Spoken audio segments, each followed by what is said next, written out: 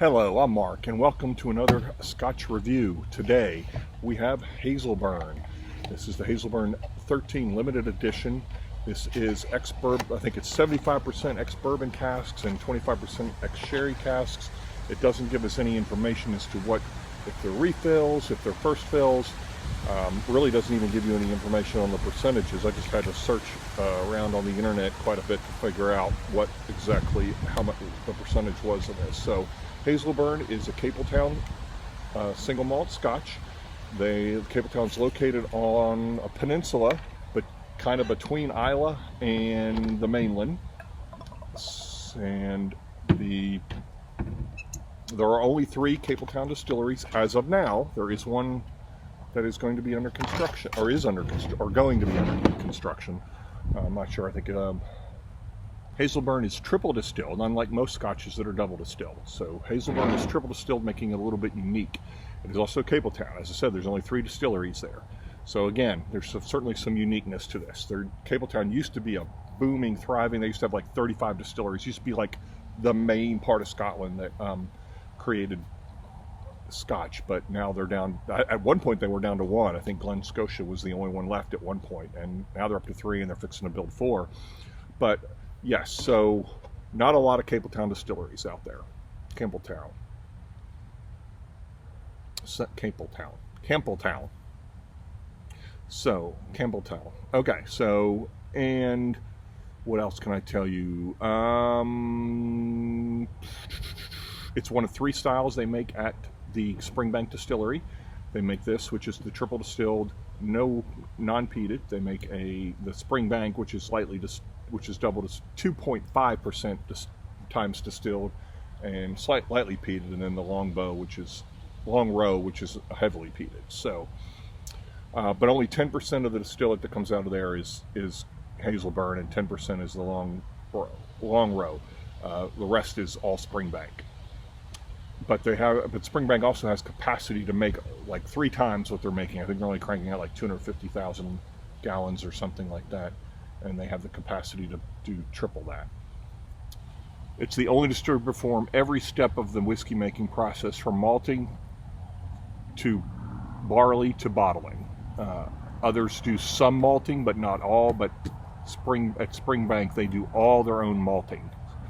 So they they're the only one that does that, and they are always natural color and not chill filtered, or no chill filtration. They've released a variety of different ages and finishes, but everything they release, I think everything is at least 46% ABV. This one only had 6,300 bottles, which I don't know how limited that really is. I have things that are a lot more limited than that. But it says limited edition, 13 years. How limited is? I guess it's somewhat limited. I mean, like I said, I have things that I have several that are only 3,000 bottles. So probably, you go to store picks and there's 200 bottles. So anyway, okay, so I guess I should show it to you. In the bottle, in the glass, and again, that is natural color. I have not rolled this yet.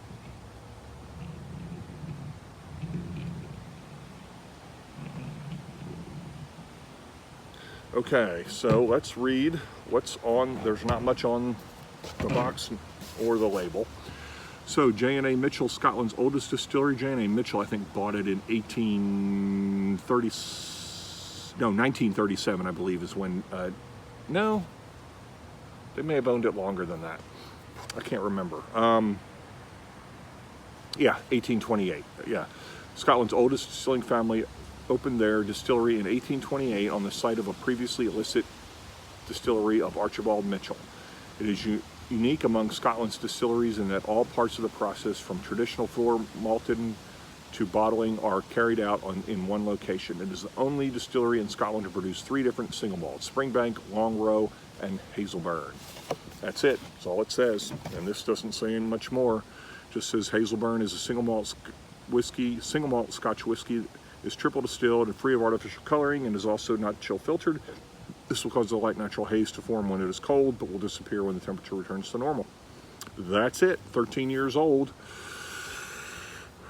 48.6% ABV. Okay.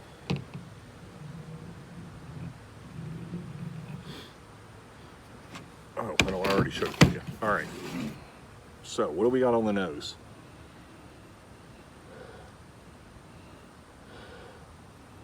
I get apples. Floral. This is very floral.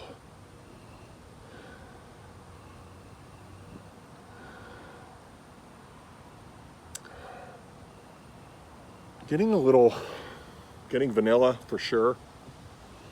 Smells sweet, smells powdered sugar.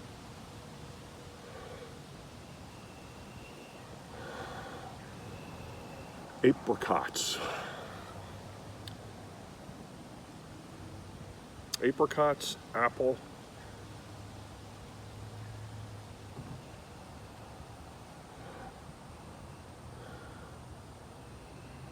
Yeah, somewhat floral. You know, like not grass floral, more like plants, like garden plant.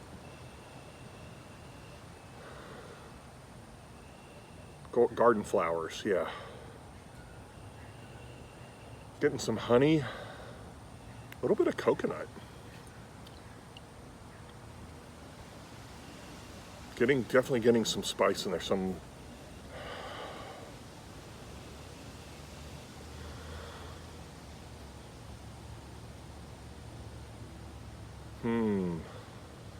what is that?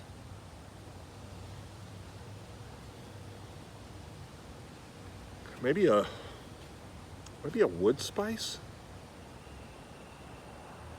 No, this is floral. This is very outdoorsy.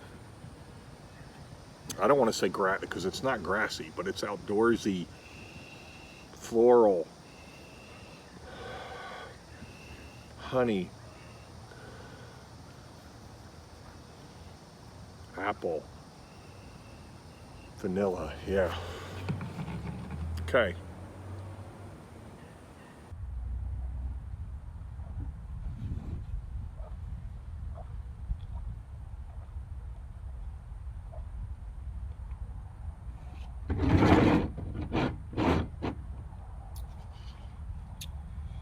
Okay.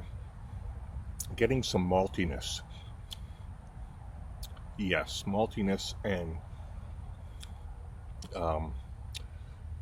cereal. Very sweet, but also bitter citrus, like lemon peel. This is definitely the florals coming. This is almost grassy now. Yeah. Finish is very clean, very dry. It's like gone. You can't even tell something was in. I just took some in. Yeah, very interesting.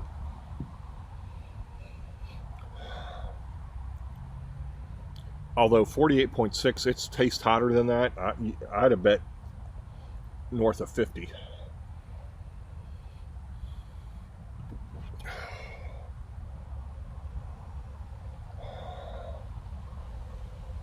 I don't get the malt and cereal on the nose, but it was definitely on the palate. There is a little medicinal kind of Band-Aid-y in there, a little bit. Yeah, in the back, which is weird because it's not peated, so, but I do get it. Very faint though. All right.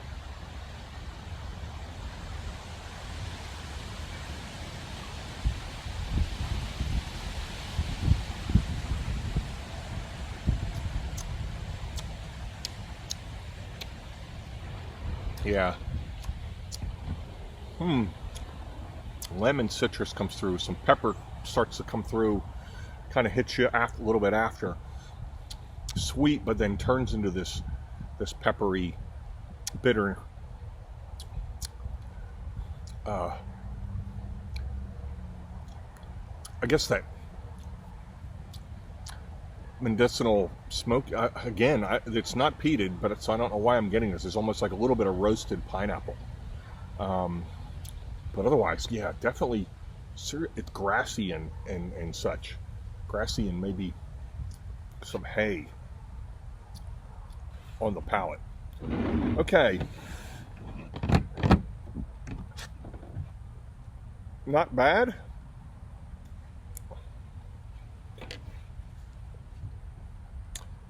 Nothing extraordinary.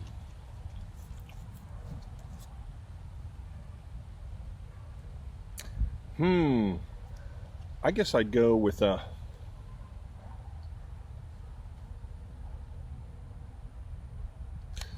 I like this better than the other one, so I like this better than the Barolo casks 9 years. So I'm gonna have to go with 7 just because this one's better than the other one. So I would put this on my shelf before the other one. All right, see you next time.